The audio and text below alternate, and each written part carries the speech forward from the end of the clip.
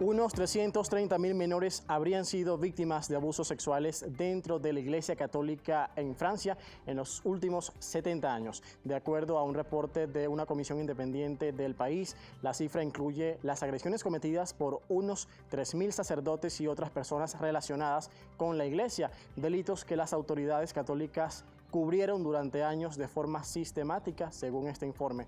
El presidente de la Conferencia Episcopal Francesa pidió perdón a los involucrados, mientras que el Papa Francisco manifestó su inmenso dolor por las miles de víctimas, esperando justicia y consuelo, además para quienes se han visto afectados y expuestos tras estos largos abusos. El Papa Francisco, que además se ha mostrado como un reformista de la Iglesia Católica, cambió leyes en lo que respecta al Código Penal del clero y de la Iglesia Católica Romana, sobre todo condenando estos múltiples abusos sexuales, y ya ha reaccionado a esto pidiendo perdón, disculpas y prometiendo enmendar estos abusos, también los daños ocasionados, tanto psicológicos como emocionales, a las miles de víctimas desde 1950, y promete además avanzar en otras reformas en lo que respecta a los códigos penales, a las leyes como tal que deben estar adscritos los miembros de la Iglesia, así también como los miembros laicos de la Iglesia Católica, que están incluidos en este reporte importante, independiente, de víctimas registradas. Una reforma que además es inédita en 40 años, y a partir de ahora la Iglesia Católica, a través del Papa Francisco, el sumo pontífice, promete avanzar para reparar las víctimas que han sido afectadas, aunque en algunos casos se considera que ya no tendrían mucha validez en cuanto a esto, porque datan de muchos años también los reportes de abusos sexuales. Es la información del día que ha sido replicada en medios internacionales, y ya hay reacciones también al respecto. Y así comenzamos esta emisión de Noticias Globovisión Internacionales. Soy José Enrique Robles, bienvenidos.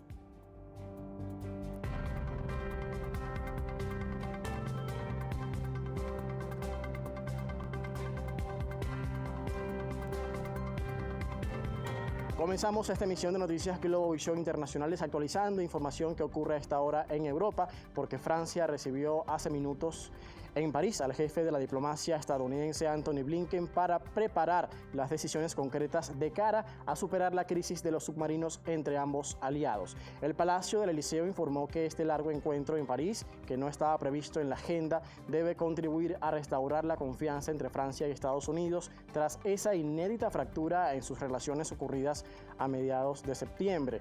El anuncio entonces de una alianza estratégica en el Indo-Pacífico entre Estados Unidos, Australia y el Reino Unido frente a China desató una molestia por parte de París, cuyos embajadores en Australia y Estados Unidos fueron llamados a consultas. La alianza, denominada AUKUS, también implicó la anulación de la compra por Canberra de submarinos franceses. Según la presidencia francesa, con la reunión con Blinken, ambos países siguen con sus esfuerzos de coordinación en los grandes retos de interés común, ya sea la cooperación Unión Europea-OTAN, el Sahel o el Indo-Pacífico. Un alto responsable norteamericano informó que durante este encuentro bilateral hubo un consenso sobre reforzar la coordinación entre ambos países, aunque falta identificar las decisiones concretas a plantear en la próxima cumbre entre ambos presidentes, tanto Macron como Biden, que se realizará este mes en Europa.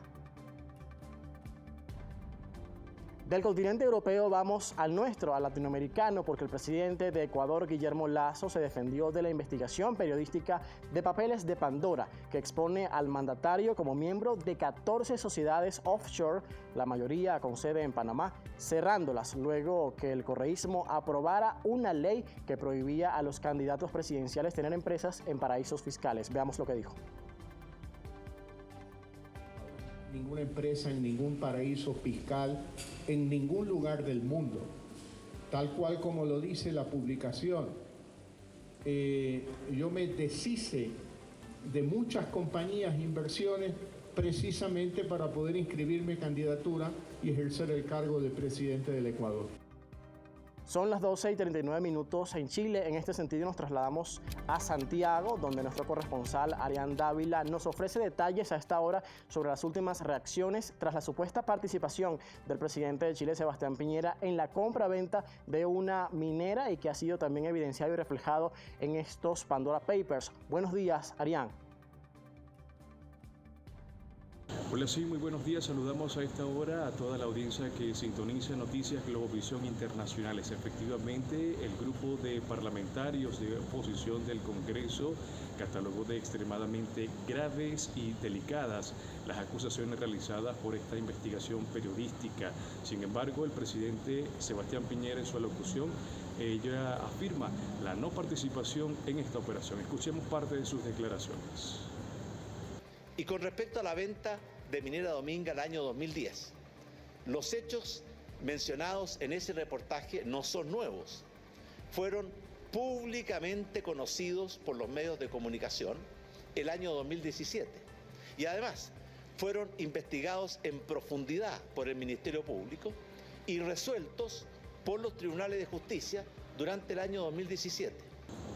El presidente de Chile, Sebastián Piñera, también informó que ni él ni su familia ha tenido ninguna sociedad de inversión extranjera. Escuchemos. Ni mi familia ni yo tenemos sociedades de inversión constituidas en el extranjero. En el pasado, las empresas domiciliadas en Chile, que pertenecen a la familia Piñera, fueron accionistas de sociedades constituidas en el exterior, pero la existencia y la participación en esas sociedades se hizo cumpliendo estrictamente con la ley. Bien, parte de las declaraciones del presidente Sebastián Piñera. Nosotros estaremos muy al tanto de esta información porque se espera que en el transcurso del día el Congreso pueda estar informando si se inicia una acusación constitucional en contra del mandatario nacional. Es parte de la información que nosotros podemos ofrecer a esta hora desde Santiago de Chile. Se despide Arián Dávila. Retornamos el contacto a Caracas. Muchas gracias, Arián, por ofrecernos detalles sobre esta información muy importante a esta hora en el país austral.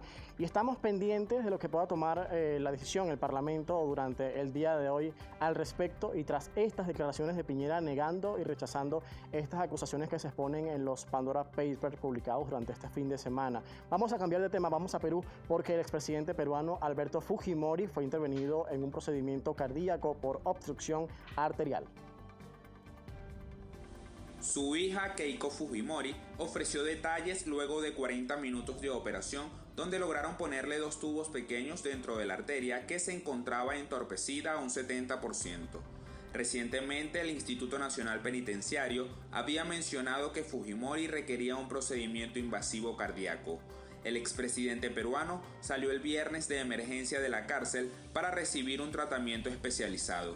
Su abogado, César Nakazaki, señaló que fue llevado a una clínica por un serio problema de saturación de oxígeno. Tras la intervención, Fujimori retornará a otra clínica privada llamada Centenario, donde se recuperará antes de ser enviado otra vez a prisión. Y en Bolivia, cientos de cocaleros críticos al gobierno del presidente Luis Arce retomaron el control del mercado legal de la coca tras más de 2 semanas de protestas en este país por su supuesta ocupación ilegal por afectos al gobierno.